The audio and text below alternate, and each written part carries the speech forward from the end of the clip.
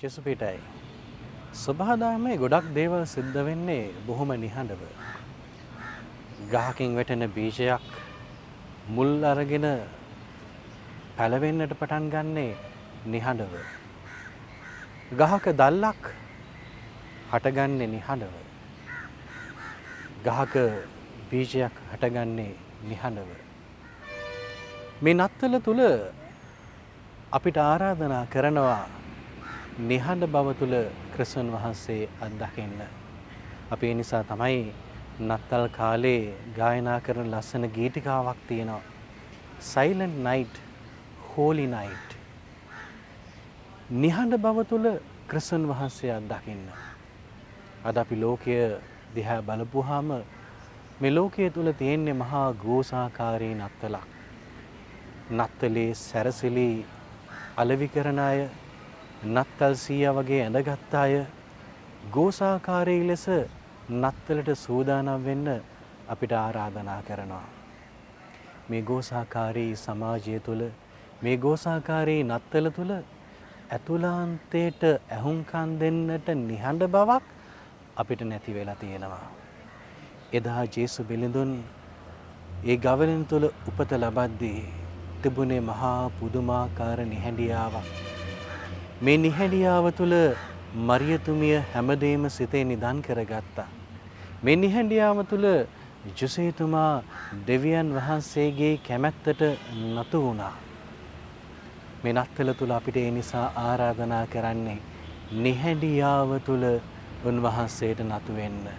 මේ ගෝසාකාරී නත්තල තුළ අපිට උන්වහන්සේගේ කටහඬ ඇහෙන්නේ නැහැ. ඒ නිසා අපි 25 වෙනිදා වෙනකන් සමහර වෙලාවට විවිධාකාරයේ දේවල් වලට සූදානම් වෙනවා. 25 වෙනිදායින් පස්සේ අපිට ඉතුරු වෙන්නේ කන් බිහිරි කරවන නිහඬියාව. ඇයි? අපි සැමරුවේ ගෝසාකාරී නත්තලා. ඒ නිසා අපි අද හිතට ගන්නට ඕනේ නිහඬ වෙන්නට. නිහඬ බව තුල හදවත විමසන්න. නිහඬ බව තුල සිතේ සිතුවිලි උන්වහන්සේ වෙතට ගවලෙන තුල රැගෙන යන්න. මේ නිහඬ බව තුල තමයි අපිට ඇහෙන්නේ, අපිට දැනෙන්නට පටන් ගන්නෙ අපේ ජීවිතේ කොතනද අපි අතරමං වෙලා තියෙන්නේ, අපි කොතනද අපිරිසිදු වෙලා තියෙන්නේ, අපි කොතනද අපේ ජීවිතය ගොඩනගා ගන්නට ඕන කියන කාරණාව. ඒ නිසා මේ නත්තලේදී අපි හිතට ගනිමු.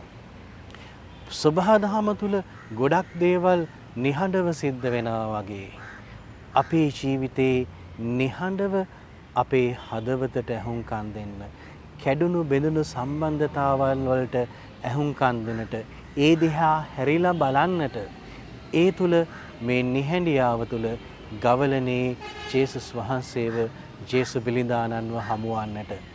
එහෙම නැත්නම් අපි වෙනද වගේ අර ගෝසාකාරී සමාජයක් තුල උන්වහන්සේව හෙව්වතින් මේ නත්තලේදීත් අපිට උන්වහන්සේව මගහැරේවි.